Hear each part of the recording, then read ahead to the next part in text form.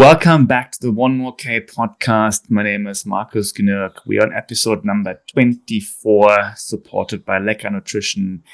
Good morning, Ned in Singapore. Good afternoon, Markus. We are getting used to this morning. Afternoons on other sides of the world. It is bright and early, just before 8 o'clock. Good morning. How are you doing? I'm good, man. My running is pretty good. This is not medical advice, people, but I've started taking collagen. And I tell you what, so I ran 50K on Saturday. I had a little 7K run because my daughter was home on Sunday. I ran 23K on Monday, or mostly on trails. I have zero leg soreness. Like even after 50K, not even 1% of any hint of any leg soreness of any description. Now, I have been running for 30 years, 40 years. Like I get it. My legs are in good shape. And I've run quite a bit more this year than before, but I've been taking collagen, which does something about bone and muscle connection. I don't really understand it. Yeah. But I tell you what, man, feels good. I mean, I've been taking collagen also for a few months now. It's been fantastic. It's usually, you too? Yeah. It's one of the only thing I take besides magnesium, to be honest with you, and calcium. So electrolytes, of course, and collagen. And yeah, I do believe it's making me feel better. Not that I really have done much testing around this, and my skin, of course, as you can see, my skin is beautiful. Right? Glowing. And I was wondering about your skin too, Ned. I think you have just less wrinkles in your face. Yeah. I only look 56, not 57. That's why. Wonderful. Good show on the docket today. We're going to have a few more interesting analysis coming up. We're starting, of course, with our news section as usual. And we have some news from Lazarus Lake. What's been going on in America, Ned? Well, I'm going to save the story to the end of the show. But the headline is Lazcon, or Lazarus walking across the continental United States, has finished. He made it 1,700 miles, 1,800 miles of the possibly 3,100 miles. It just got too much for him. He had some injuries and back pains, and he's also 70. And small things like the camber in the road, always walking with one leg lower than the other, sets your back off. Small things like this, but also just many things. Anyway, he's finished. He did right. I'll come back one day and do the rest. 2 poignant notes. He made it to his parents' grave. So his parents' grave, he made it there. And he finished in a town called Foyle, where a man called Andrew Payne in 1928 became the first person to run across America. Oh. And there's a statue of him. And maybe not the first, but he won the first transcontinental race. So that the finishing picture is Laz next to a bronze statue of Andrew Payne, who was the last person. So quite fitting. Laz writes beautifully. I'm going to read at the end. But yeah, and it's interesting. It was covered in Run 24. It was covered in I Run Far. It's not just me who has a man crush on Laz. It seems to be, it's relatively widespread. But yeah, a bit of an epic journey. He averaged about 20 miles a day. And he needed to do 22. And I know that seems a small amount, but he's been going for 3 months. So you think that's 90 times 2, that's 180 miles. When you're only doing 20 miles a day, that's already 9 days behind. And he was slowing. He was getting down to 18 miles a day, 17 miles a day. He did not give up easy. I'll tell you, after a month, his posts each night looked like he might, but he always wrote, all I have to do is wake up and get going. And so he struggled hard. But yes, Lazcon has finished. Did he had anyone join him for the last few days? Was he doing it alone? He never did alone at any point because he can't really. He's got to carry some stuff and go ahead and book motels and also show him the way. You get lost a little bit. So, and on the last day, quite a few people came out, and the Payne family. So the family of the original winner of the transcontinental run came out bizarrely in a hearse. In a hearse? Yes. For the non-English speakers, what is a hearse? It is the car that takes your coffin to the funeral, the big, long, black car. That is some dark humor right there. I'm just telling you what happened. Wow. Okay. So how do you feel about this? Are you sad that he didn't make it? Like, what's your impression of this?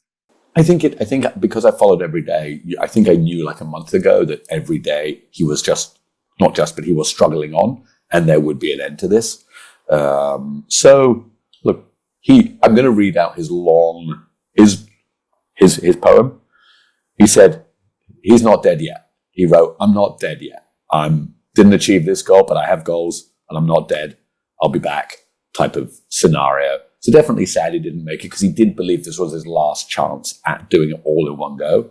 But I think he's accepted that he will wait 6 months or a year, come back to that town of Foyle where Andrew Payne was, and then do the rest, which for a 70-year-old dude, it's all pretty good. So definitely, I think there's definite sadness for him he didn't make it. But also, hey, how many other 70-year-olds are out walking 20 miles a day for 3 months? Not many. Not many, for sure.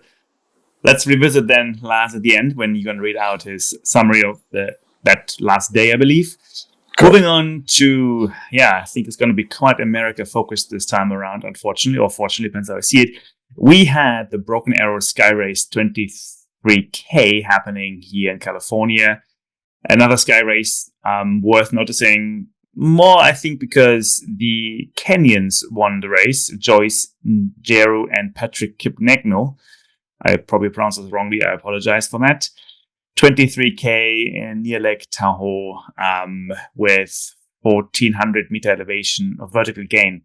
Tough race. 2 Kenyans won. What do you think, Ned? We talked about it before. The money's coming for our sport. So people will transition if you're not running, 26, 27 minute 10Ks and you've got speed.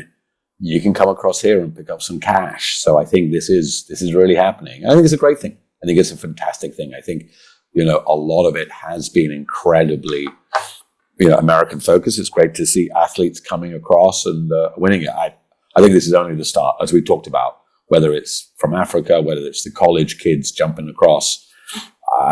This is not changing. But think about that, Marcus. 1,400 meters in 23K. That's some serious effort. Yeah, and also I think it was very technical.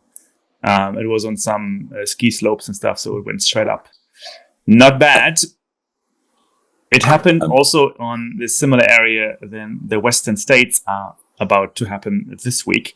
So this is now kind of looking more into the future, and I thought it was worth covering who are the man and female looking to get going this week Friday in the Olympic Village in California. What is going on in America here? I think we should mention all the amazing ladies who are competing on the 100 miles. And I'm sure you recognize a few of them. Amongst them, of course, is Katie Scheid. Ned, you've mentioned her before many times. I have, but I think we're missing the main preview of Western States, Marcus. The main news is you're going to be there. Well, that's too kind. Yeah, thank you. The German's going to be in town too. I'm gonna make it. I'm gonna go tomorrow. Yes, tomorrow, which is mid this week. We're recording on Monday, so yeah, I'm excited to be there and mingle with the stars and head out to meet people. Which is, I think, a different lesson for a different podcast: how to launch a market, how to mingle, how to hustle. Right? But it's part of this whole journey. Exactly. Well, look, we'll get to the overview, but you're right. I think it has become, I've never been there, but I'm sure it's a massive festival of it all. Okay, so Katie Scheid, I just don't see how Katie Scheid doesn't win. If we remember a month ago, we talked about her coming 7th overall, beating Tim Tollefson in a stacked field. She's been training up. I saw on Insta the other day. She's been training in Flagstaff for 2 months with Abby Hall. Absolutely. You just can't look past Katie Scheid winning. Definitely exciting. Hong Kong. I mean, she's not a Hong Kong national, but she lives there. Esther, how do you pronounce her? You're more European than me. Esther Zilak. She's, and I don't want to be unkind to Esther, but she's not 21. She is slightly older, but then again, trail running is amazing to see. And then another story, Emily Horgood. I listened to her on Free Trail.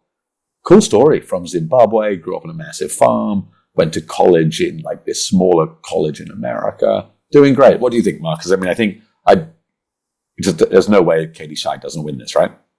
No, I think that she's preparing for it. She's been living there for 2 months, as you say. I have no doubt, unless something happens, it's going to be quite hot. It's going to be, the heat furnace is on, and that might impact a few runners. But I believe if you have been in this area for some time now, you're familiar with it, and you will get on with it. I just think I'm just reading out this I Run Far article here, and there's so many races happening, and I'm just getting so confused with all these acronyms. So someone won this, UTMB, CCC, Translantau, Canyon. I mean, the amount of races people are doing is just insane. So I think this is my impression of how many people are going to be there and how good they are as well. I think on the Asian front, we want to give a little shout out to Fujao Zhang, who we also featured before. Fujao Zhang was a photo finisher of UTMB from China. And so she's going to be there again. I'm looking forward to catching up with her. She also won Translantau, by the way, in 2023, 140K distance. If you look, she's come fourth in UTMB in that race with Sun Maya she did the other day. This lady's going to put it on the line. Her and Sun Maya were sprinting. As it says, we're going to assume coming from Asia, she can handle the heat. But, she could surprise easily. No, she can get on podium for sure. And then Lin Chen from China is as well coming. Lin Chen, I quite liked how Ivan Fa said, as far as we can tell, which means it's as usual. We're all hard. It's tough to find what's going on in Asia, but we're changing this year right now. So Lin Chen is also coming. She came second in Tranjeju in South Korea, and she actually won Dointanon 100 miles in Thailand in 2023. So she's actually a pretty serious runner. We have not talked about her before, but I do think we should keep an eye on her because winning Dointanon, which is a very tough race, 100 miles, is serious business. Absolutely. And just one thing just stop there. Heather Jackson. For any of you who are not in Ironman, she's the rebel in Ironman, massively tattooed. Her boyfriend's called Watty Inc. He runs like tattoo stuff. She's like the wild child of Ironman. Never won Kona, but right up there. This lady's going to go at it, right? She's transitioned across. I don't think she's winning, but this lady puts her heart on the line. Highly entertaining. If you see this massively tattooed lady wandering around the Olympic Village, Marcus, that's her. Nice. Oh, and look, Sally McRae, yellow runner. Sally McRae, after doing 200 miles last year, has put it all in. Clearly, I don't think Sally's coming, podium or anything, but never know. Top 10, top 20, but cool to see her there. She'll bring a lot of eyeballs as well. Very nice. On the men's side, switching to the man, we don't lack any strong runners here, to be honest with you. Jim Wormsley is coming. What's your bet? You think he would win? The only chance is that it's literally like 110 degrees. We know Jim can melt in the heat, but I think he's figured that out. He used to melt in the heat. I think he's figured it out. That's it. But did I read there that John Albon is coming? No. Oh, yeah. So let's start with the beginning. So we don't have this yet Tom Evans and Mathieu Blanchard, who are not coming. And it is, however, Tyler Green. Right? We featured Tyler before. He did Hong Kong 100, I believe. He did pretty well there. Not as good as we thought it would be, but pretty good against the Chinese. Yep. We have a Chinese coming, Jie Shengshen, who we featured before. He actually was doing UTMB the last few years and came second at CCC. So he was definitely exciting. And I'm curious to see how it's going on with him. Daniel Jones, are you familiar with him from New Zealand? Bit. Kiwi guy, definitely top 10, but I think that would be about best. Yeah. And yeah, you are right. John Albon is coming. Okay, John can beat Jim for sure. For sure. John Albon is, I was about to say John Albon is a crusher. Then I looked at your screen. John Albon has been crushing. This dude, he's very mild-mannered. Like you see him interviewed, he's a calm dude. But, he trains with Kilian and Peter Engdahl. He turns up in Saudi Arabia and picks up 80K. I mean, look, of course, smart money's on Jim, but oh my God, Peter Engdahl as well. All right, seriously, dude. Like, Jim can win this for sure. But these boys, Peter Engdahl and John Albon, are just not going to roll over and have their tummies tickled on this one. They're gonna give him some trouble. Yep, Dakota Jones, Hayden Hawks also joining, so it is a really nice lineup. I'm looking so forward to seeing this. It's almost hard to pick who's second, who's third, who's fourth. There's so many good competitors now. They're all going to crush it. I'm going out on a limb. I'm saying John Albon's going to win. Holy moly! Okay, that's going to be interesting. Maybe old man Jim's going to pass on the baton. Actually, you know what? I don't know. Can you do this, Marcus? Can you put I'd like to see the weather. Which area would you say the weather? Olympic Village, or where would you put if you're looking for the weather? Yeah, Olympic Village, California. Weather. Yeah, that's the one you're looking for. Yes, it is, sir. And we're looking here right now, live on the screen. We Not have warm. not warm right now, so it goes up to, however, 77 degrees, which is okay. No, yeah. Jim's winning. Okay, I take that back. Jim's winning. Mm-hmm. If it had been 100 degrees, then I think if it had been 100 degrees, oh my God, it's cold. It's literally cold. Yeah, so for anyone that doesn't understand Fahrenheit out there, we have during the day 24 degrees Celsius and 6 degrees Celsius at night. So that is quite cold. Yeah, Jim's winning. Yeah. Man, I'm going to get some tan there. That's nice. Great. Good stuff. Yeah. I don't need more collagen. I just need the sun. Californian sun. Okay, I have a task for you when you get there. You know that Dylan Bowman does trailgating now instead of tailgating. You've got to find some way to get on his show because he has a stand in the middle of town and he interviews people. You have to burst on and with your Lecker t-shirt and grab some eyeballs. Yes. Debo, I'm coming. Absolutely. Be ready. Alrighty. Good. That's going to be an exciting weekend for sure. Or actually week now. Anything else on your news docket, Ned, that you came across? No, the one thing is just bringing it back to Asia and we highlight different countries. We've done Malaysia, we've done India and the Philippines. Just like you said in America, the number of races is increasing. The number of races in Malaysia is outrageous. Like every weekend, more and more and more. I mean, again, I know the recurring theme is I'm older than dinosaurs. 20 years ago, you couldn't find one race a month. Now there's 10 a weekend. And from Singapore, so just thinking Singapore, the crew here, the Singapore Ultra Racing Association, put together by Alex Ang and friends, have done, they put out a lot of content. And you just see, and the teams are going, one thing we must cover. Like in Asia, the teams are going around racing and you're finding this more of a community. There was the Asia Trail Racing in Philippines Cup competition. Yes, I was about to say we actually missed that, and we should not have. We definitely should cover this. So we had the Southeast Asian Trail Challenge in the Philippines. Correct, and I think we're starting to see maybe more than Europe and America. I mean, America's not many countries, but real countries, communities racing, because we know that the Philippine government is putting some money behind. But whether it's the Singapore Ultra Association, teams, really starting to feel that there is this growing sport league community of racers racing around with Asia Trail Masters, with these races. I've just been blown away by how many there are, and the different people traveling to so many races here.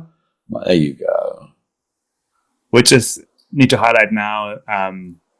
We had the first Southeast Asian Trail Running Cup in Bontoc, which is where we talked to JP and the other show about it. And the distance was 77 kilometers. And I did read from other runners, it was actually a very tough trail. The first winner was Super J from Thailand, and he won it in 11 hours and 4 minutes ahead of the Filipinos, Larry and Arnie, who also are good friends of the show.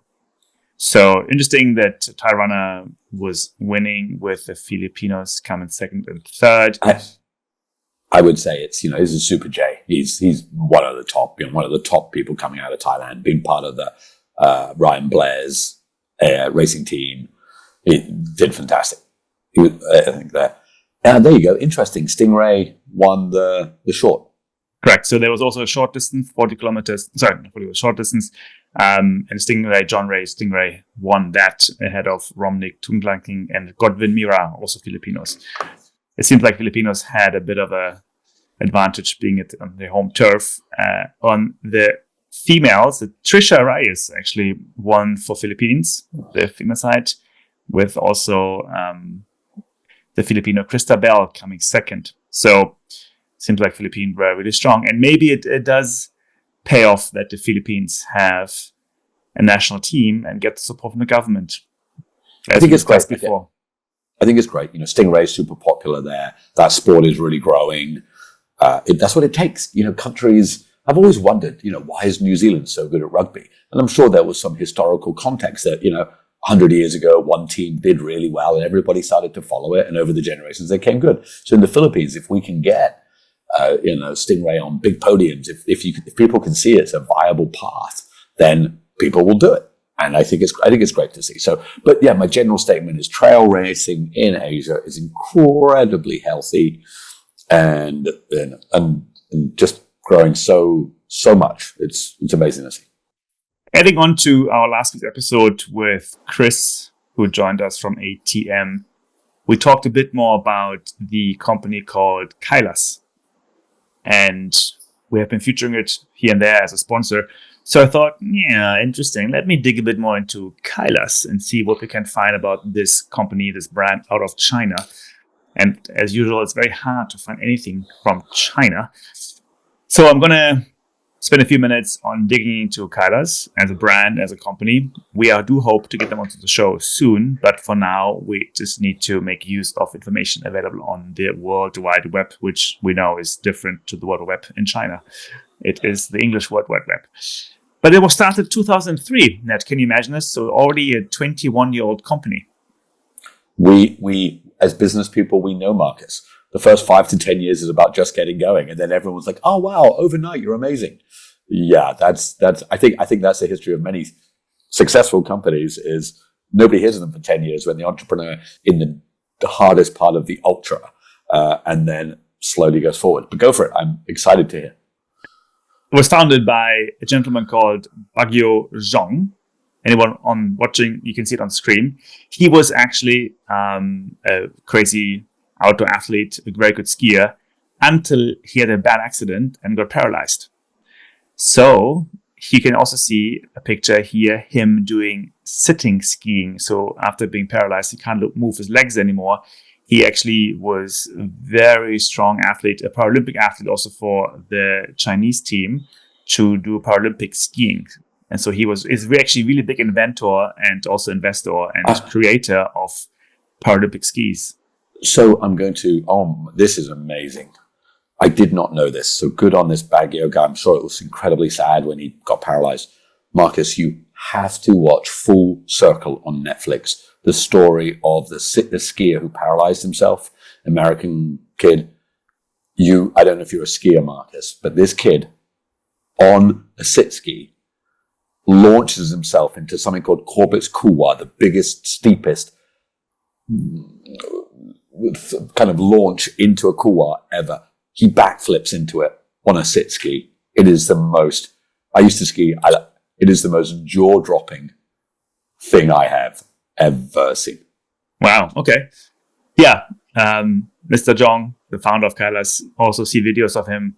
He is also super into it, and I'm sure he found his passion there. But I found interesting that he had a journey. So the timeline of Kailas is actually interesting as well, because they started out as a climbing company.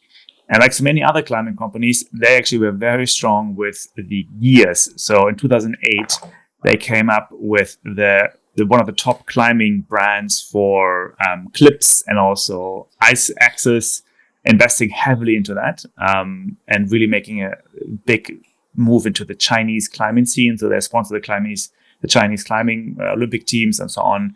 And only 2016, they came up with a brand called Fuga, which is their trail running brand.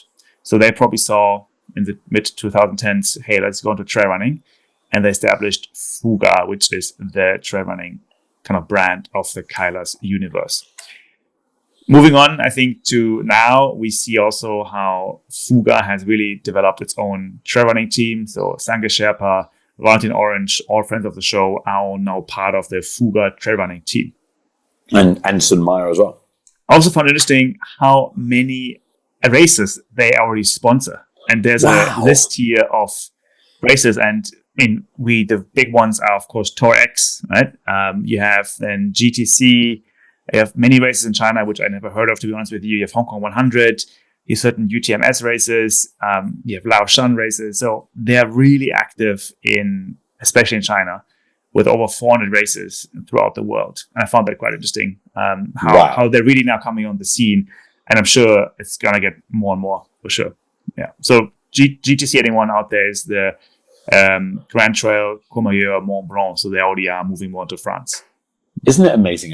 This is so cool because this company looks, and Markus, one thing I will say is they've made a very good job of making this a very Western looking brand. This website, the Western looking brand. But I guarantee you walk around Olympic Village and ask anybody about Kailas, almost nobody's going to know. Yeah. Which is interesting that you say that, because I, of course, went to Reddit and checked if anyone on Reddit has been talking about Kailas, and you can almost find zero information about this company. You find some users talking about this gear, that gear, jacket, this kind of sleeping bag, and no one has anything bad to say. It's made in China, but it's pretty decent. And the comment also is everything else is made in China, so it doesn't really matter. But it's interesting how, yeah, you're right. It's still very unknown and outside China. I mean, in China, they have 650 retail stores at least. So they're probably in every major city. Wow. Tier 1, Tier 2, probably Tier 3 city, and they're going to have retail stores, 650 of them. But then, and then we sit here and who knows Kailas? Right? One of those phenomena where like this Chinese brand is only yet getting popular overseas, especially with the community. Yeah, that was a little Kailas dig. I thought because we talked about this last week, we got to get into it a bit more. Markus, we should dig more into this. Are you ready for this? So this feels a bit like Patagonia, started by a climber, made climbing equipment. That's how Patagonia started. Everybody knows Patagonia, correct? Patagonia has 70 stores worldwide. This one has 650. Isn't that crazy? Like, this is why, like, I love talking with you about business. You are a superb researcher on business. You get to, like, the hearts of the matters. This is a running, climbing brand that has 650 stores, and no one knows about it. 400 races. Not no one, but no one in the West, in China. But I'm going to say even a lot of Asia. Do people in Vietnam know Kailas? Not really, right? It's interesting. Like my team told me this morning, actually, Markus, there's a new shoe company launching in Ho Chi Minh City. I'm like, okay, what is it? Oh, it's Anta shoes. They're like seem like a very new brand. I'm like, Anta shoes is freaking huge.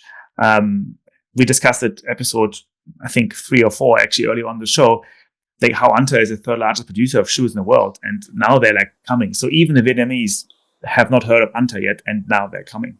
And not only have people not heard of Anta, I think Anta makes, whether it's Nike or Asics or Brooks or whatever, they're a producer for lots of shoes anyway. So all of us have probably worn Anta shoes at some part in our lives.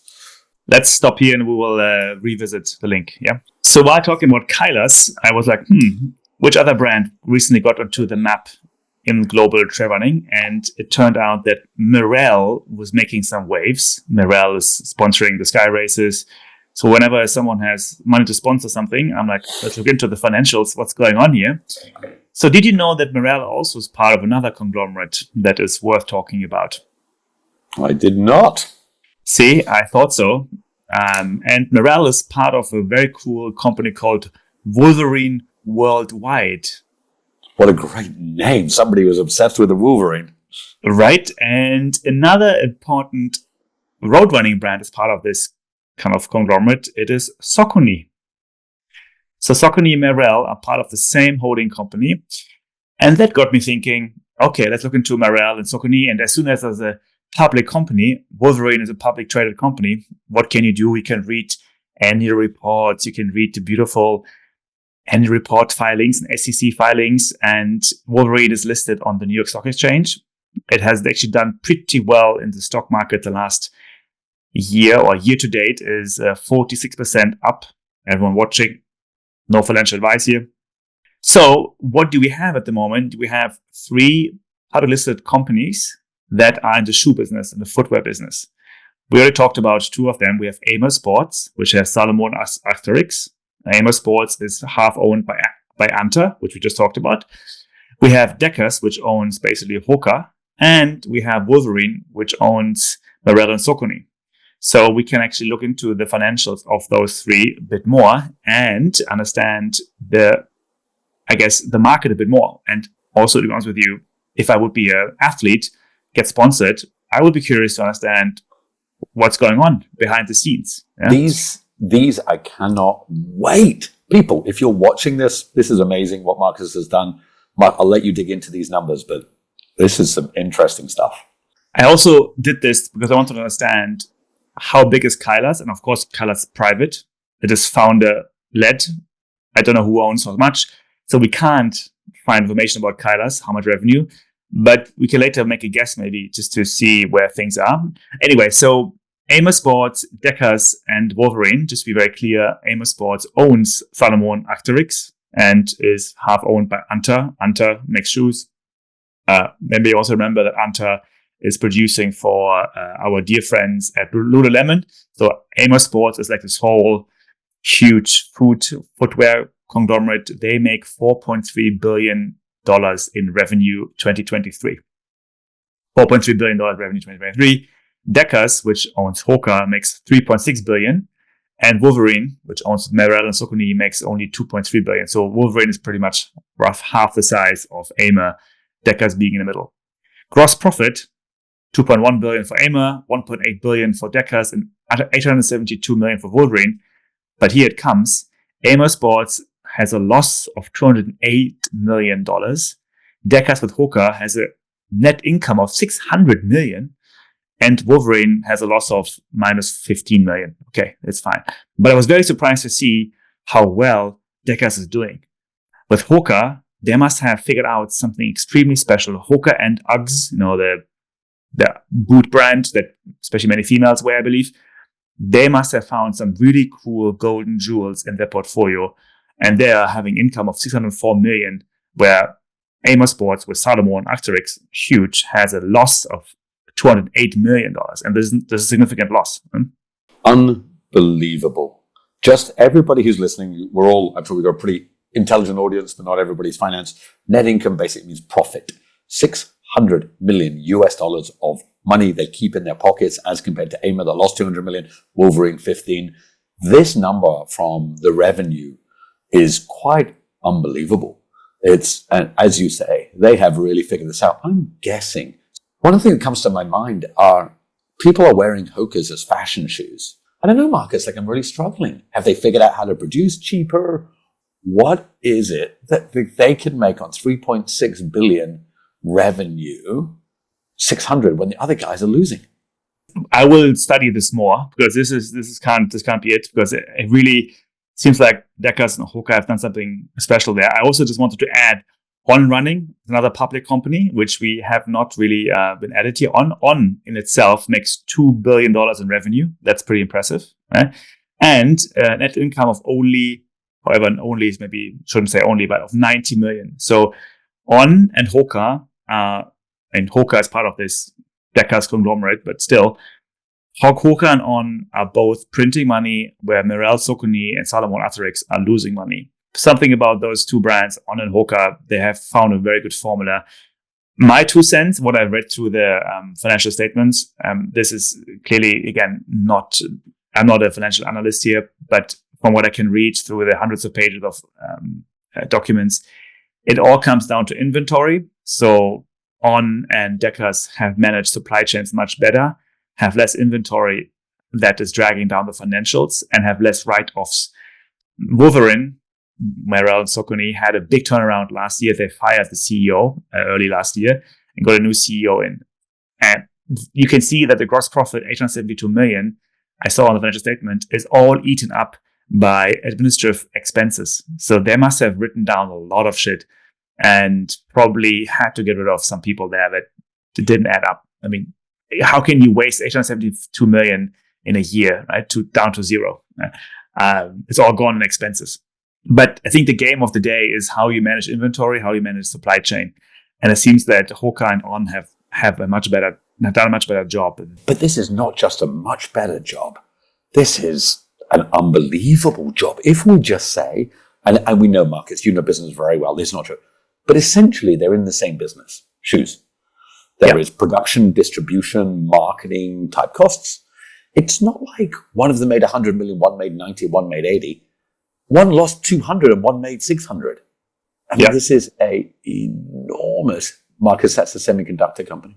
That is an enormous difference. Like just an enormous difference. It would be fascinating to find out. What have they got right? Yeah, I think we need to dig into it more. But it is something worth noticing how within one industry, you're right, there's such a massive difference. And it's really, I don't know how to say this. It's really a big difference. The fascinating part, however, is that the stock price of Amer, no surprise, is only 5% up year to date. Deckers, 45%, but Wolverine, 61%. So this 61% Wolverine is pretty impressive growth for this year. The reason behind that I can see is that probably they had a very low stock price given the turnaround and the very bad financials. Yeah. And so probably people got more confident with the new management and have been investing more into the stock there. And I think it's also interesting again, this is not financial advice. So at the beginning, I did not give health advice about collagen, and now we are not giving financial advice. But I would be interested to know that how many people who wear Hokas know that they could own some shares in it. Because I don't think it's as commonly known that it's a listed company, because I think people wouldn't know that Deckers, as you say, if you said to people, here's the three major running trail shoes in the world, Amer, Wolverine, and Deckers, they wouldn't know them. Adding onto it quickly, just because I forgot it, On stock price year to date is 45% up as well, pretty much in line with Hoka. So it seems like that Hoka and On, stock price wise, revenue wise, profit wise, they have figured it out and are really now the winning. We can see this in the market. If you again, we talk a lot. If you go to an airport, you can see Hoka and On shoe everywhere. And it sees also in the financials how really the financials match the real world experience here. Here's a business question. You don't see Salomons everywhere. You don't see Merrells. What is it about Hoka and On, do you think, that makes normal people, lifestyle people wear them? Storytelling.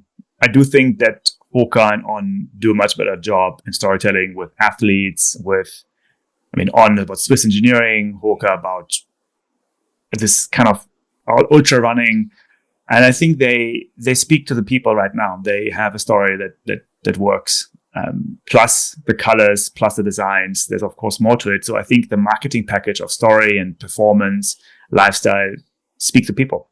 Yeah. And I think also that, Hokas stand out with those massive heels. They just stand out. People are like, if I'm going to pay $200 or Sing dollars, 150 US for a pair of shoes, I get more. I wonder if it's, Markus, people who don't run, it's like, wow, I get more for my money. Like if I'm paying 150 for a pair of Salomons, which look like normal shoes, or I pay 150 for Hokas, and Hokas look like unbelievable space age shoes. But are we correct to understand that the original founders of Hoka don't own it? Remember, we talked about that. They're not just, but they're salaried guys. I'm sure they got a lot of stock options pushed down their throats. I'm sure they're not poor, but they're not making the billions, correct? I doubt it. I think they sold Hoka after 5 years of founding. And I think we discussed before that it must have been a growth question. How much more can you grow in this business of high cash intensity? Buying shoes on inventory is super expensive. And as a founder-led company, you can't sustain that cash flow. So you got to sell to someone like in this case, Deckers. Fascinating. But stock options, funny keyword. I was thinking, I wonder if these athletes of Hoka and On or something, do they get stock options when they sign an athlete agreement? So Speedgoat Carl, which is the best selling Hoka shoe, he never says how much he got paid. But when asked, and I've heard him asked by many people, he says, I'm doing fine. And he's used the word, I'm participating. He said, I'm part of this and I'm doing fine every time some shoes are sold. So whether he learned from Mrs. Jordan when she negotiated a share deal in Air Jordans for her son, Michael, so whether he gets profit share or whether he gets some stock options, again, I don't know this for sure, but just listening to Carl, now he was the first. As you know, Marcus, when startups are young, they give out way more because they don't know what it would be. Today you're not turning up at Hoka or Nike and demanding stock options because that's just not the way it is. The risk return reward is given to those when it's non-obvious. When it's obvious, you don't get it, right? So I'm going to guess there's almost no chance that any athlete gets any stock options in any of these shoe companies. On the other hand, do I think that, and again, I'm just guessing, Debo, if you're listening, which I hope you are, and you're going to see Marcus next week when he leaps on stage, do I think Speedland would maybe cut Debo into their shoes? I would. I mean, I think he's helped them a lot. I would. It wouldn't surprise me if Debo has a little slither of Speedland. And Marcus, you know this. This is the deal, right? Early days wins the prize in startup land. I mean, 99% of the time the company goes bust, but if it works, that's what. Yeah, just to clarify, it's not stock options that Jordan got. I think he got a profit share. So it's part of the product line, and so I maybe got a stock options later, but it's really linked to the product line, and to that he still makes $1 billion from that, so that's fine. But I think there's a different financial incentives given, right? It's a product share, revenue share, commission, stock options. So I found that interesting as a brand. How can you tie your stars to you? And I mean, Courtney DeWalter is having Tailwind's watermelon flavor. Yeah, all her name is all over it. I wonder what the deal is there. I think it's pretty cool. We should ask. There's only one way to know. Let's get Debo or somebody on a show and just say, can you tell us? I'm sure they'll probably come. Yeah. Find out. The final point of this is, and I listened to this quote the other day, Mark Andreessen, a very famous investor, he is Andreessen Horowitz, one of the biggest capital funds in Silicon Valley. He said, join an industry where most companies are still founder-owned and founder-led. If you are looking to go for a job or looking to do something cool or new, start your own company, join an industry where the companies are still founder-led and founder-owned. And we just let it sink in for a second. And I thought, on the back of what we just discussed with the footwear companies, most of them are public. Most of them are, actually, I think all of them are public. So you can see Hoka and On, they were all products of the 2000s when they started. So at the moment, it's not a good idea to start a footwear company because it seems like most of the companies are already public companies. And so I started a database, by the way, to just see which trail ultra businesses are still founder-owned and founder-led. And I can only give you a little sneak preview. In nutrition, guess what? Is still a lot of founder-led and founder-owned. And in gear as well. So, we had Mute Sports on the show. We have T8, we have Uglo. There are quite a few others out there as well. And gear also is a big field. You have other devices and equipments and electronics. So Coros, is Sunto. There's still other brands in this world who are still founder-led and founder-owned. That's an exciting industry. So we will publish more data on this soon. I'm curious to get more into this, to see what are because that tells you what are the trends, like where are innovations happening. In shoes, I don't know. I think right now we don't see too much innovation. It's just printing money and managing cash flows and financial positions. Because maybe Hoka and On are innovative, but I don't think so. I mean, as soon as you grow into that size, you stop to be innovative. And so that's where you need to have founders starting new companies to be pushing the barriers ahead again. And so I want to understand, where are the barriers being pushed? For another show, Marcus, I think it would be great. And just to so that's a really good point. You put me onto a podcast called the All In Podcast, which I now is part of my weekly running long Saturday runs. Interesting guys doing a lot. They're not going to get into politics, but they I don't know if you listened to their Trump interview. It was pretty interesting. But on the last show, Elon's pay package at 56 billion got approved, and Chamath. So sorry guys, we're going a bit technical here, but basically the story was founder-led businesses, even when public companies outperform non-founder-led businesses. And the shareholders were not willing to not give Elon 56 billion in case he left Tesla. 56 billion, and we can go down the road. So for another show, Marcus, let's talk about founder-led businesses, what it means in the trail sports world. Because I think in the trail sports world, there's a lot of feeling to it. You are Lecker, right? Debo is Free Trail. That each person signifies something about it. But let's say Lecker one day is like the world's biggest nutrition company. Will you be sitting on a beach, with $1 billion, or will you still be doing it? So look, we're coming on time, and I've got Laz's long thing to read, but considering we're a running and business show, super interesting topic. Great. This is all, again, available on YouTube. If anyone wants to see the numbers, they were on the screen share, and we will also have them in our newsletter. By the way, the newsletter is going to expand a bit. We're going to have more information coming up with the newsletter. So all of these digestions, all of these analysis are going to be published on the newsletter. So we recommend you to sign up on onemorek.com in case you missed this from before. Right, Ned? Let's do it. Yes. Let's go to Laz. So everybody, normally I read a drop, I write something and I read it, and I thank you for listening to it. I've always enjoyed writing. I enjoy writing about writing, but the real not OG, because, Shakespeare's the OG, or I don't know who is the OG about writing good words. But Lazarus writes in a style that I have definitely mimicked to a degree. This one's going to take about 7 or 8 minutes to read. It's quite long, but I think it's worth reading. So this week's drop is not written by me. It's written by Laz. As mentioned, Laz has finished his walk across America. Every day he wrote like a poem, a story. This one's more of just a little report. But I think this has been a very American-focused show because Marcus is there and going to Western States.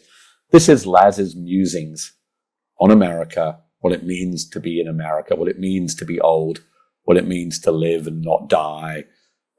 I thought it was beautiful. It is about 7 or 8 minutes, people, so please stay with it. It's really worth it. This was Lazarus Lake 2 days ago. Here we go. I can't believe it's over. I can't believe it ended the way it did. I had doubts about this final day from the start. When the alarm went off for the 83rd day in a row at dark o'clock, I just wanted to turn it off and go back to sleep. The night had been like so many others. Going to sleep with pain in my legs and feet. Walking the next day's route in my sleep. Then waking to the realization I had to do it again when morning arrived. Then falling back asleep only to repeat the process. Once awake, there was no excitement that I only had a few hours to finish, only a profound weariness. Taping my feet wasn't exciting because it was the last time. It was a source of stress trying to get it right. I wanted to get it so my toes might not hurt for just a few more hours. My left wheel assembly had finally cracked last night when I got out of the crew vehicle after supper. One of the greatest lessons of the run. Nothing heals during the journey anymore. All you can hope for is not to make it worse. 70 is not 30. Today, instead of trying to avoid more damage to the ankle, the hope was that it would numb up after I got going. Either way, I knew it was only a few more miles. I asked myself if it was really important to reach that Andy Payne statue, or could I just call it where I was? I knew I couldn't do that. I had to complete this part of my journey. But I was sure glad for the extra miles I did after Chelsea yesterday. It left fewer for today. And today, I felt terrible. My body didn't feel like it could do a single mile. But you know what happens. When we got to the starting point, I just put my walking stick in my hand, flipped the walk switch, and after 5.25 million steps getting here from Delaware, the legs are on autopilot. The device says 5,278,661 steps. They just started walking because they know nothing else. Sunrise was so beautiful, I looked back twice. The wheel assembly discomfort grew less sharp as I moved on, but I was glad this was the last test. When I stop, it will not get less grouchy. Until it gets some rest, it will only get worse. Unlike most days, when I never look at my map or my watch, I found myself frequently checking both. This does not make time pass faster, but then some people join me to distract my mind from its self-pity. This only worked for a little while because apparently I missed the mark with my taping this morning, and one of my toes was becoming more and more vociferous about its unhappiness. There are two things I never travel without. I keep my rain gear in my pack at all times. I keep my foot care kit at ready access in the crew car. Every day I use neither is a good day. Any day I needed one of them and didn't have it would be a disaster. I have had to stop a total of 3 times to work on my feet during the past 83 days, and I sure did not want to make it 4 when the finish was drawing closer with every step. But the toe had gone from complaining to screaming. A mile and a half from the finish, I broke down and called for help. After 1,715 miles, I could not make it to 1,716 without doing some foot repair. The result was incredible relief. I should have taken care of it within a mile of starting. But runners are like boiling frogs. They don't want to stop for minor discomfort and will tolerate ridiculous pain as long as it increases slowly from the minor discomfort. So I took my numb ankle and partly mollified toe into foil, the last town. The accompanying runners were now a small entourage. At the end of a long journey, it's nice to have some time to reflect. But I had my private time yesterday on my way to my parents' grave. Today was a different kind of finish. I was in the landmarks in foil and then walked a final mile on the old Route 66 pavement. Approaching the Andy Payne Park, I saw a small group waiting. My crew, Jason Vore, became my brave left hand. Some people I know, some people I knew, some people I didn't know. I went around the end of the parking lot instead of to the waiting people and bumped fists with Andy. My long journey was over. Then I looked for a place to sit down. After a minute or two of decompression, I noticed one lady was wearing a t-shirt with Andy Payne on it. So I commented about it. I don't remember what I said, but her answer was, he was my uncle. What an incredible ending to the journey. I have heard about the Paynes all my life. It was almost as if they were part of my family. But I suddenly realized I'd never met a single one of them. Of course, the Paynes my dad knew were also long gone, but it turned out that 3 of the Payne descendants had shown up for my finish. People who knew the people and places of my childhood. I could not have asked for a more perfect ending. And like so many parts of this perfect journey, of every perfect journey, it was pure serendipity. Kyle Knapp had come to see me earlier on the trek, and I think he was planning on being there for the finish. And he was talking about this. And a coworker said, I'm from Foyle, and my neighbors are named Payne. How incredible is this? So, now I'm sitting here preparing for re-entry. No more early morning alarms, no more taping my feet, at least not for a while. And I'm left to reflect on the entire experience. A transcon changes you, even half a one. I know that the people who bump fists with Andy Payne is different. I know that the person who bumped fist with Andy Payne is different from the one who stuck his walking stick into the ocean in Delaware 3 months ago. I like to think he is better. I know he has a different relationship with age and the passage of time. Instead of feeling disappointed in failing to achieve the goal I began with, there was satisfaction in feeling that I did what I was capable of doing, and maybe a little bit more. I have redrawn some lines, and already I'm wondering how I can come back and pick up where I have left off. If I cannot finish this journey in one piece, can it be done in several? Our journey is not over yet until we have no more goals, and I'm not yet ready to sit at home and wait to die. And I have one more comment before I wrap this up. I've wanted to say it 1,000,000 times, but there was always another story to tell. Every day when I logged on to make my report, my news feed passed by on the way, and I saw the headlines. I never had time to read any of the articles. Every day I felt more sorry for the people who do have time to read them. After a while I realized I had no need to read the stories, that I was better off without reading them. So much negativity in the media. I saw half of America, not all, but enough. How would I describe our country? Vibrant and alive. Do we not realize how much we have? How would I describe our people? Kind, generous, friendly. Do we not realize how good those around us are? Everywhere I went, people loved their homes. They had good relationships with their neighbors. They thought they lived in a great place. But the rest of the country was in a mess. Because that's what they read every day. What a mess is it's in. Stop believing that crap. It is changing.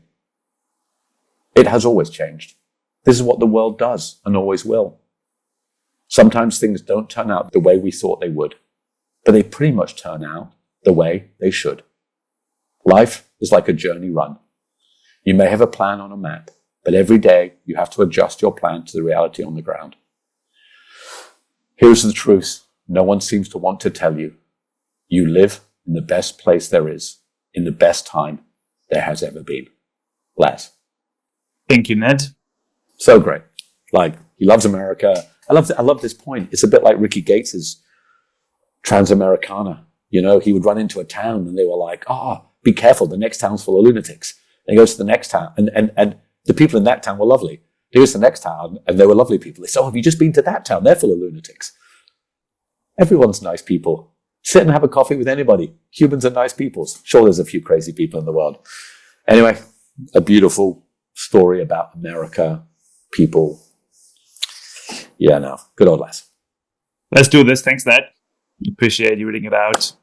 Everyone else, thanks for listening. We're going to have another episode coming up next week. As usual, you will hear from us in episode 25. We are going towards 100 strong. So we'll see you soon and go online, talk to us, engage. We love you. Bye-bye. And bye-bye. And Markus, enjoy Western States.